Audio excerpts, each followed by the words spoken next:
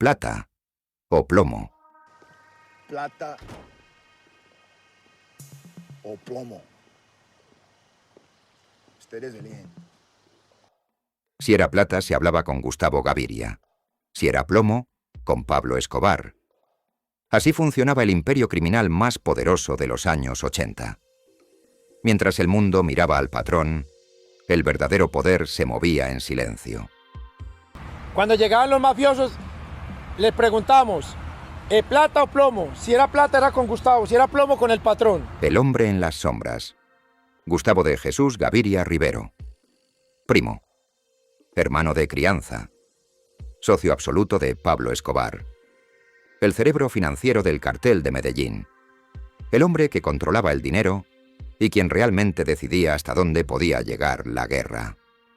Una muerte que nunca fue clara. El 11 de agosto de 1990, Gustavo Gaviria murió. La versión oficial habló de un enfrentamiento, pero desde ese mismo día, los rumores no se detuvieron. ¿Fue capturado vivo? ¿Lo interrogaron antes de matarlo? ¿Alguien lo entregó? Porque encontrar a Gustavo no era algo que se lograra por casualidad. El operativo madrugada del 11 de agosto. Barrio Laureles, Medellín. El bloque de búsqueda rodeó un apartamento blindado. Dentro estaban Gustavo, 2 mujeres y una niña. Según el informe, disparos, explosivos, un intercambio de fuego intenso. Al final, Gustavo Gaviria yacía muerto. El Impacto Colombia quedó en shock.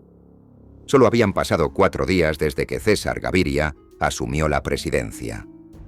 Y el Estado acababa de eliminar a uno de los 3 pilares del cartel de Medellín: Pablo Escobar, Gustavo Gaviria y Gonzalo Rodríguez Gacha. Uno ya había caído. Y el imperio comenzó a temblar. Versiones contradictorias. Pero algo no encajaba. Testigos hablaban de captura. Otros de interrogatorios. Otros más de una traición interna. Dentro del cartel, la pregunta se volvió inevitable. ¿Quién entregó a Gustavo Gaviria? Pablo Escobar, devastado. Para Pablo Escobar, Gustavo no era solo un socio, era su hermano, la única persona capaz de contradecirlo sin morir por ello. El único que podía decirle, así no. Era el socio de Pablo Emilio Escobar Gaviria, su primo hermano.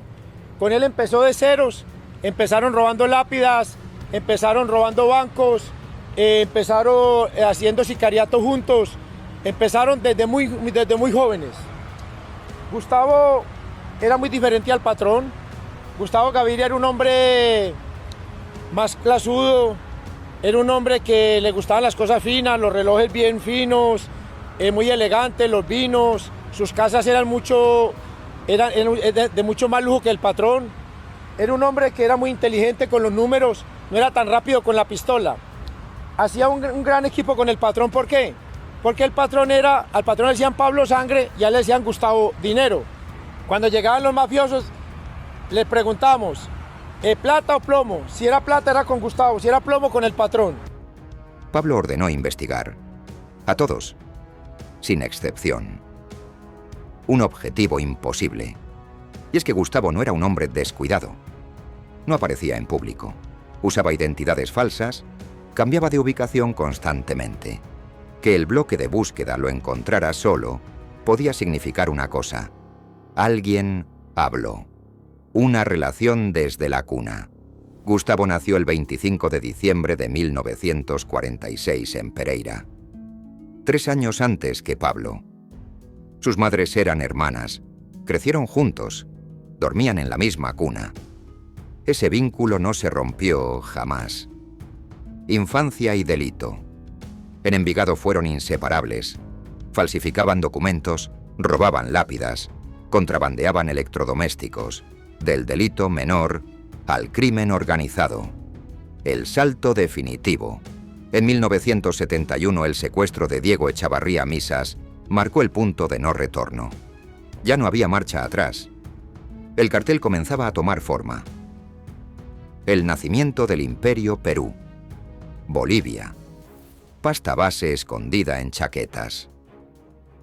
En 1976, la captura en Itagüí con 39 libras de cocaína les enseñó una lección clave. Había que dividir roles. 2 caminos, un imperio. Pablo sería la cara, la intimidación, el ruido. Gustavo sería el cerebro, el dinero, el silencio. Y esa fórmula funcionó. Gustavo el estratega relojes suizos, vinos europeos, arte. Gustavo no buscaba fama.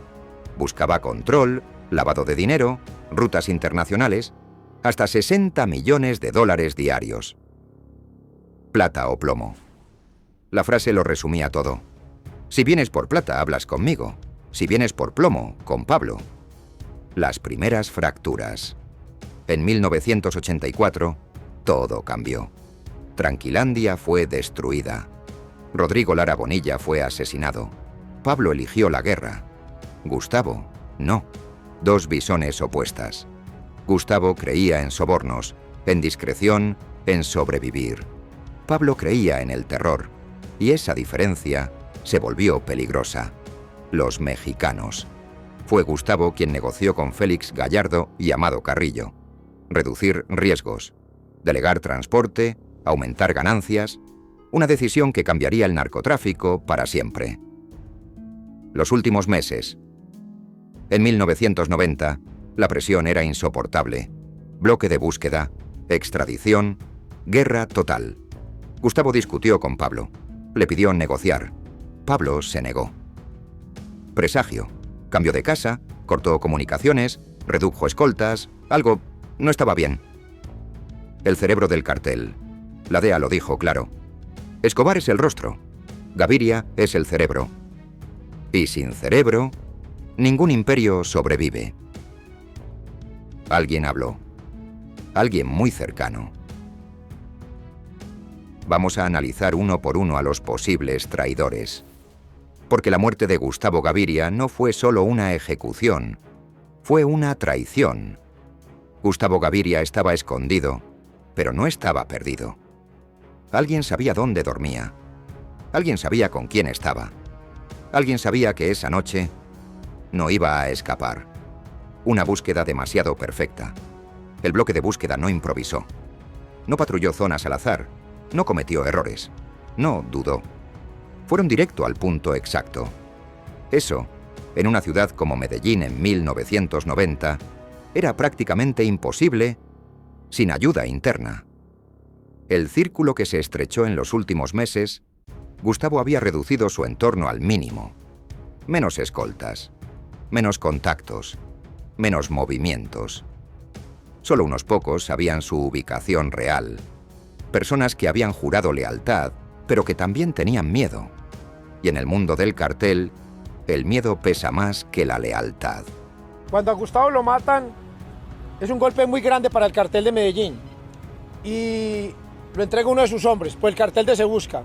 A él le decían alias del León. Lo ubican, le llegan a la casa, él estaba llevando una vida tranquila, sin guardaespaldas, le tumban la puerta, lo arrodillan y lo ejecuta el bloque de búsqueda. Estamos en plena guerra.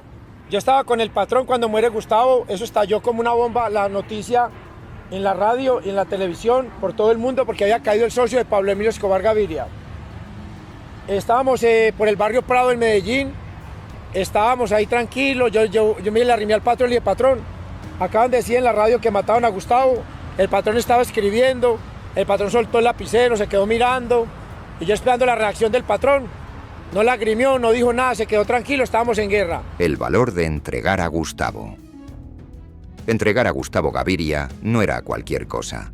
Era entregar el mapa completo del cartel, las rutas, las cuentas, los testaferros. Para el Estado era la pieza más valiosa del tablero. Para un informante, era la salvación. La hipótesis de la captura viva. Durante años, circuló una versión inquietante. Que Gustavo fue capturado con vida. Que fue interrogado. Que habló, aunque fuera poco. No hay documentos oficiales que lo confirmen. Pero tampoco hay pruebas sólidas que lo nieguen. Y ese silencio es demasiado conveniente. Testigos, rumores y sombras vecinos dijeron haber visto a un hombre salir esposado. Otros escucharon gritos antes de los disparos. Otros aseguraron que la balacera fue breve, demasiado breve. Versiones que nunca coincidieron. Versiones que nunca se aclararon. Una muerte que desorganizó el imperio. Tras la muerte de Gustavo, el dinero comenzó a fallar. Pagos atrasados, rutas mal coordinadas, decisiones tomadas con rabia, no con estrategia. El cartel de Medellín seguía siendo violento, pero ya no era eficiente. Pablo sin freno. Gustavo era el único que podía detener a Pablo. El único que podía decirle que no pusiera bombas, que no matara indiscriminadamente, que pensara en el largo plazo. Sin él, Pablo quedó sin freno. Y cuando un hombre así pierde el control, la ciudad entera paga el precio.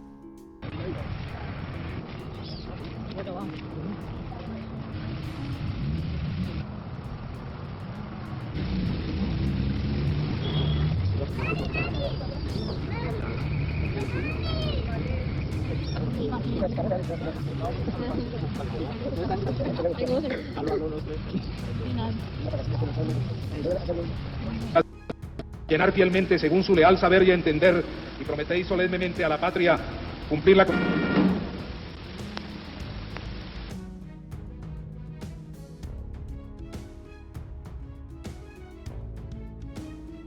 La guerra total. Carros bomba. Atentados masivos. Civiles muertos. Exactamente el escenario que Gustavo siempre quiso evitar. Paradójicamente, su muerte aceleró la caída del cartel que él había construido. Antes de seguir, si te está gustando este video, no dudes en suscríbete al canal y no te olvides de activar la campanita de notificaciones. Así YouTube te avisa cuando hay nuevos videos. Ahora sí, continuamos. La traición perfecta. Hasta hoy, no hay un nombre oficial. No hay una confesión definitiva. No hay un responsable, claro. Pero todos los caminos conducen a la misma conclusión. Gustavo Gaviria fue entregado, no perseguido. Gustavo Gaviria era muchísimo más rico que el patrón. Era un hombre supremamente millonario, invertía sus cosas en diamantes. Era muy duro para comprar diamantes, los compraba por bolsadas, en obras de arte, propiedades muy buenas en Medellín. Gustavo hacía la pareja perfecta con el patrón porque manejaba muy bien la organización en sistema monetario. Invertía su dinero en Suiza, mantenía muchísimo dinero en Suiza y en bancos internacionales. Era una mente para las rutas del narcotráfico. En 1990, en agosto, la guerra se había cuajado muy dura y estábamos peleando muy duro. Y hacía parte de la guerra. No encontrado. Entregado. Conclusión final. Gustavo Gaviria entendía el narcotráfico como un negocio, no como una guerra. Entendía el poder como algo que se administra, no como algo que se exhibe. Y por eso, nunca quiso ser visible. Mientras Pablo Escobar construyó un mito, Gustavo construyó una maquinaria. Una que funcionó, hasta que lo eliminaron a él. Porque las estructuras pueden resistir ataques externos, pero no sobreviven cuando pierden su cerebro. Pablo Escobar murió en un tejado, pero el cartel de Medellín murió el día que cayó Gustavo Gaviria. ¿Qué te pareció? Te leo en los comentarios. Gustavo, está su hijo encima. Acá en Medellín acostumbran colocar un familiar sobre otro. Aquí está su hermano. Está su amado primo, hermano, socio de aventuras, de guerra, Pablo Emilio Escobar Gaviria. Están a 15 metros de distancia los dos.